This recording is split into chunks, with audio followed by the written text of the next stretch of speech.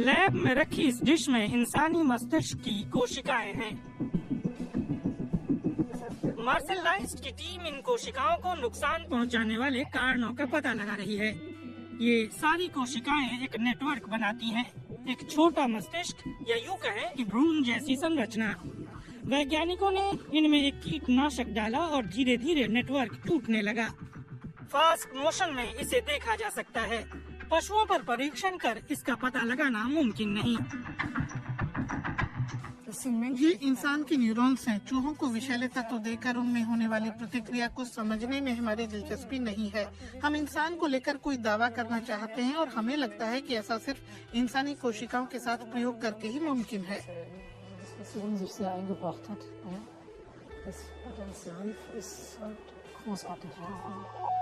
Thomas Hartung और मार्सेलाइज्ड लंबे समय से वैकल्पिक टेस्ट के तरीकों पर काम कर रहे हैं। 1980 के दशक में ट्यूबिंगन में विष के प्रभाव से जुड़े शोधों में जीवों का इस्तेमाल स्टैंडर्ड प्रक्रिया थी, लेकिन वक्त के साथ ऐसे प्रयोग के प्रति शंकाएं बढ़ती गईं। मेरे लिए अहम बदलाव तब आया जब मैं इंडस्ट्री के साथ काम कर रहा था, वो भी बाद में दवाओं के विकास में। और उस दौरान हमने देखा कि जैसे नतीजे जानवरों में दिखे वैसे कभी क्लिनिक में इलाज के दौरान नहीं दिखे। थॉमस हार्टुंग अपने छात्रों को समझा रहे हैं कि बाल्टीमोर में उन्होंने क्या विकसित किया। एक सॉफ्टवेयर।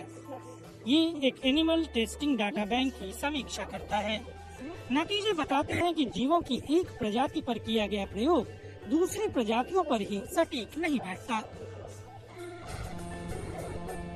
इसका समाधान ऐसे निकाला गया। लैब में इन विट्रो में इंसानी कोशिकाएं। जाल सी ये संरचना बहुत सूक्ष्म स्तर पर कोशिकाओं द्वारा बनाया गया नेटवर्क है, यानी mini brain. In vitro methods तभी कारगर हैं जब वैज्ञानिक बहुत ही सधे हुए सवाल की खोज करें। उदाहरण के लिए, कौन से तत्व मस्तिष्क की कोशिकाओं के लिए हानिकारक हैं?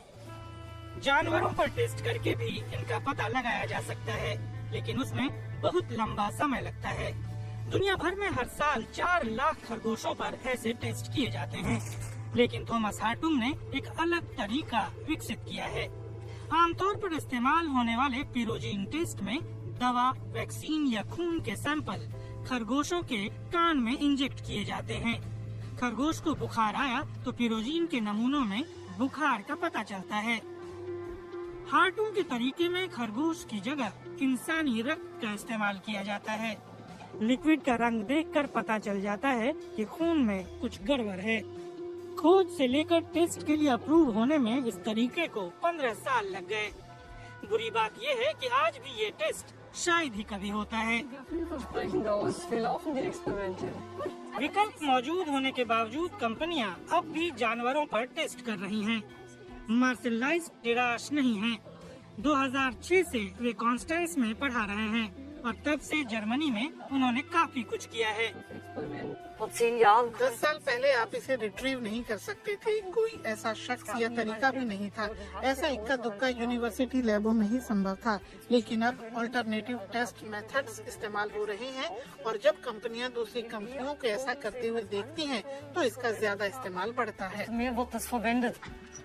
इस बीच औद्योगिक स्तर पर जानवरों पर किए जाने वाले 80% टेस्ट अब बंद हो चुके हैं। कॉन्स्टेंस के इस वैज्ञानिक की इसमें बड़ी भूमिका है। उम्मीद है कि आपको ये वीडियो पसंद आया होगा, तो इसे लाइक करिए और कमेंट भी करिए। और हाँ, DW हिंदी को सब्सक्राइब करना मत भूलिए, ताकि आपको हमारे वीडियो मिले सबसे पहले। तो तुरंत दबाइए इस बटन को।